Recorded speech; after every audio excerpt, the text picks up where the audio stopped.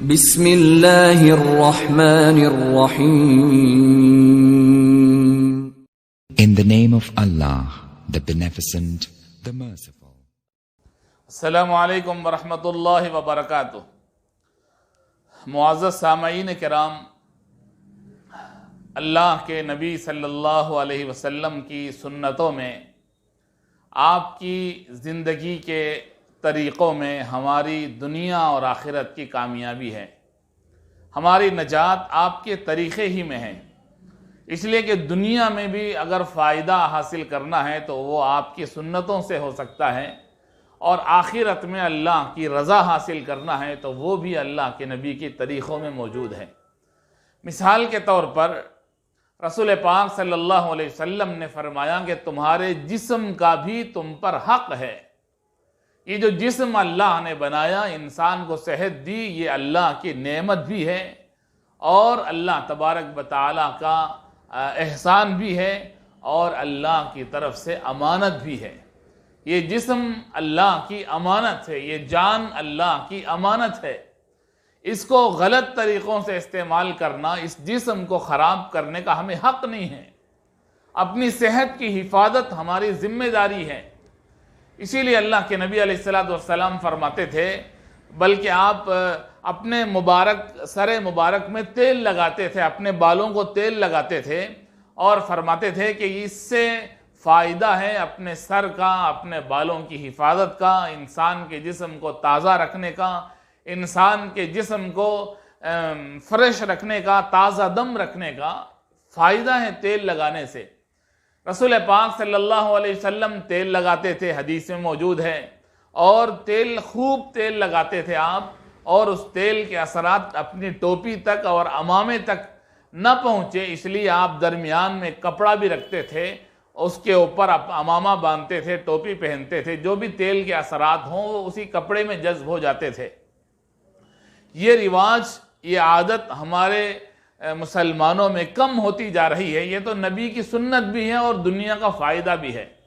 और एक हदीस में अल्लाह के नबी अलैहिस्सलातु वस्सलाम ने फरमाया कि तेल लगाना मोहताजगी को भगाता है, फ़क्र को दूर करता है और तंगी को दूर करता है, इंसान के अंदर बेनियादी पैदा करता है, मालदारी पैदा करता है, मोहताजगी दूर हो जाती है, मोहताज नहीं रहता आदमी।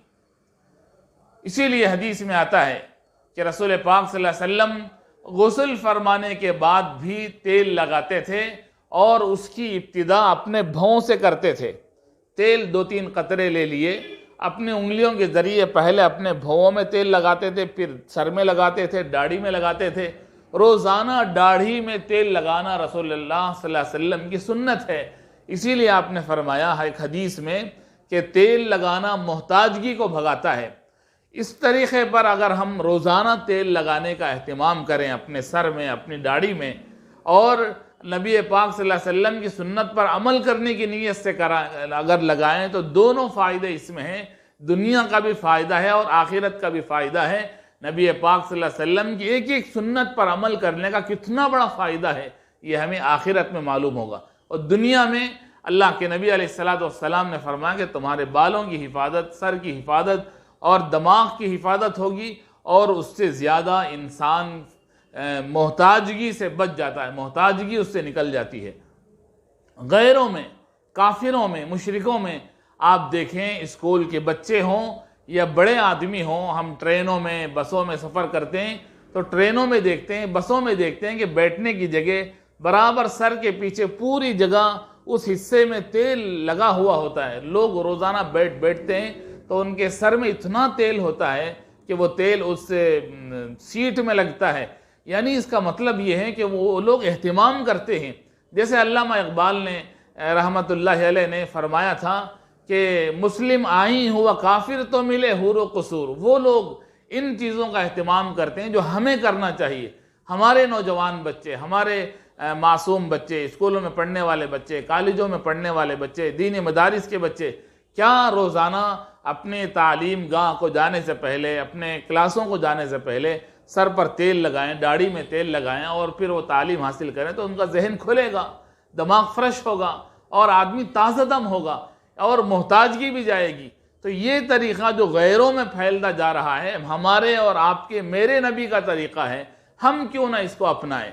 रसूल पाक सल्लल्लाहु अलैहि वसल्लम के बारे में कितनी हदीसों में आता है कि एक मरतबा आप एतिकाफ़ में थे, आपने अपना सर मुबारक मस्जिद से खिड़की से बाहर की तरफ निकाला तो दूसरी तरफ उम्मुल मोमिनीन हैं और वो आपके सर पर, आपके दाढ़ी पर तेल लगा रही थी। कई हदीसों में ये बात मिलती है कि तेल लगाने का आप सल्लल्लाहु अलैहि वसल्लम एहतिमाम फरमाते थे। हमारे अंदर से ये चीज़ निकलती जा रही है।